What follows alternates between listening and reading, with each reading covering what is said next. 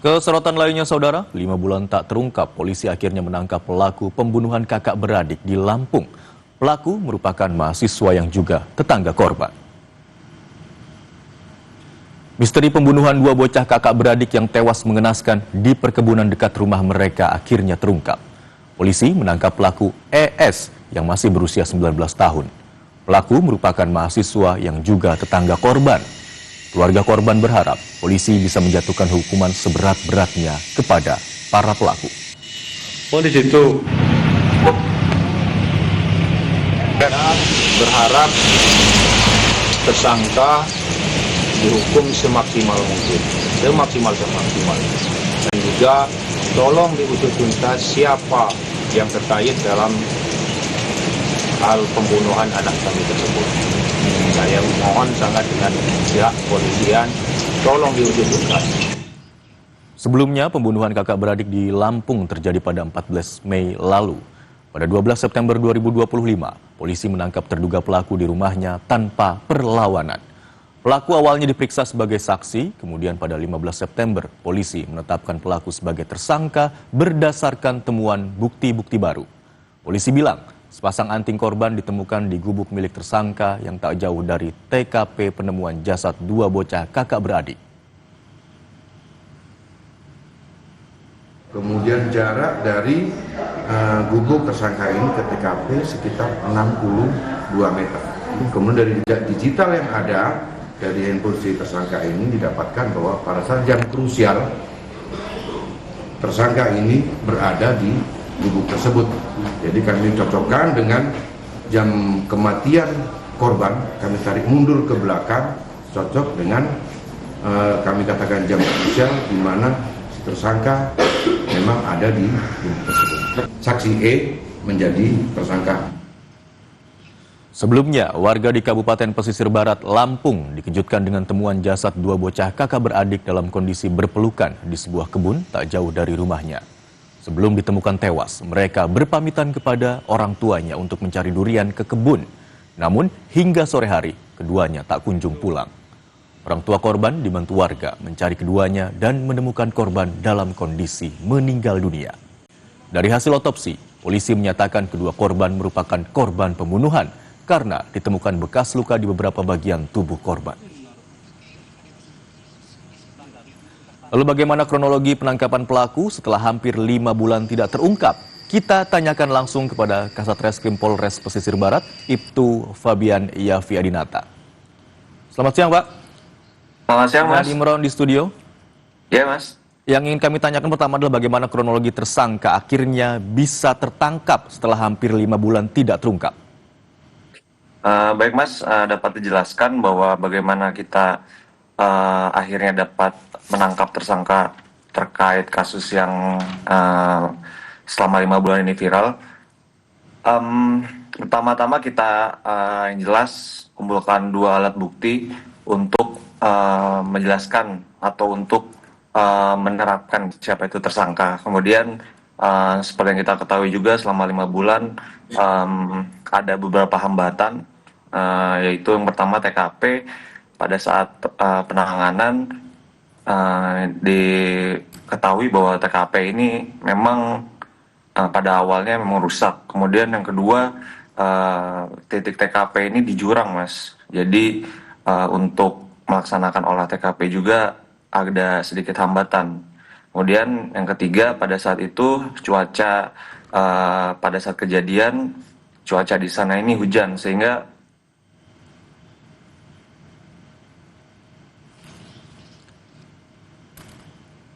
Ibtu Fabian Yafi Adinata, selamat siang. Nampaknya ada gangguan audio. Bisa diulang lagi, Pak?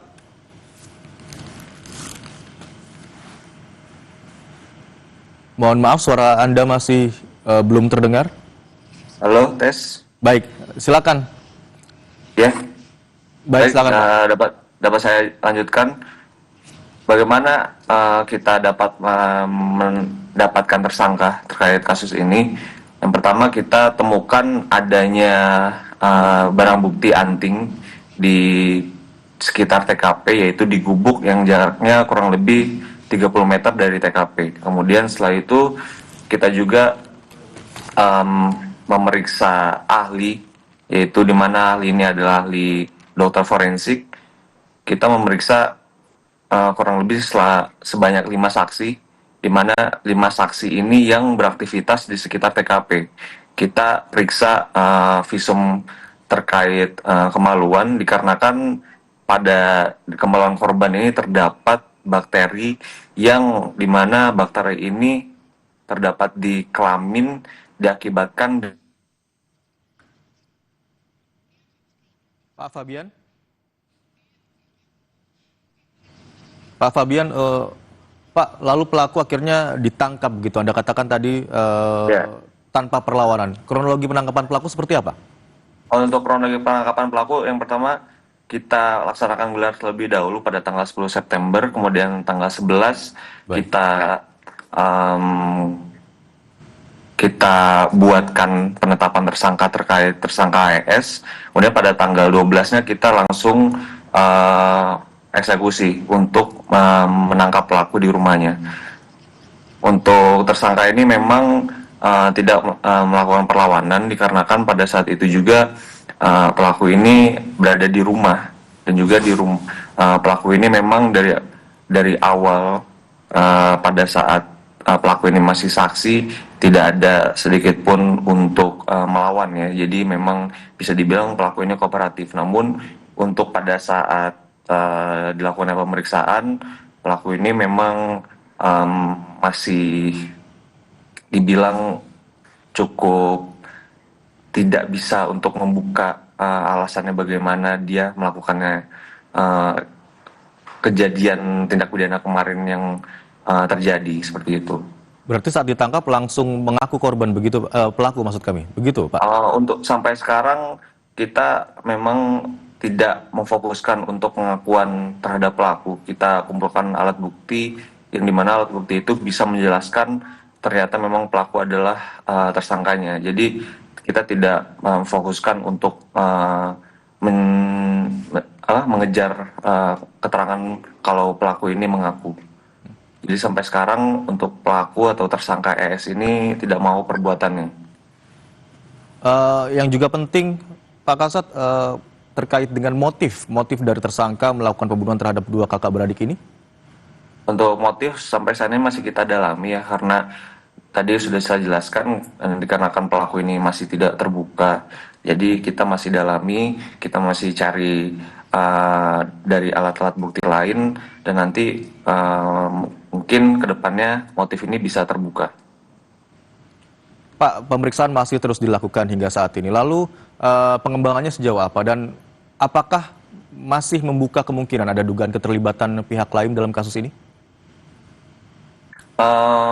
Masih membuka kemungkinan ya, nanti kita masih dalami juga, kita masih periksa ahli-ahli lagi, kemudian kita masih periksa tersangka. Nanti kalau misalnya memang di kemudian hari tersangka ini terbuka, tidak menutup kemungkinan bahwa kalau misalnya memang tersangka ini menceritakan kejadian sebenarnya, ada tersangka baru.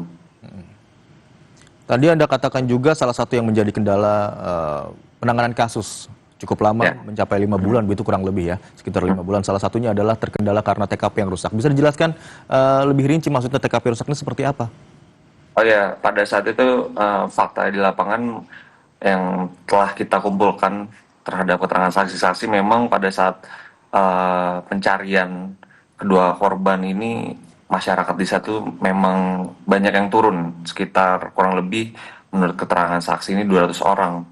Jadi itu dapat menghambat kami juga untuk melaksanakan olah TKP. Kemudian yang kedua, pada saat itu cuaca hujan. Jadi kalau misalnya kita ambil sampel sidik jari pun besar kemungkinannya sidik jarinya rusak.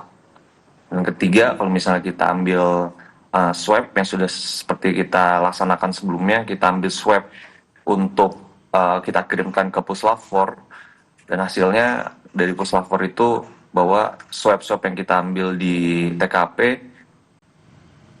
tidak terkonfirmasi ataupun rusak istilahnya.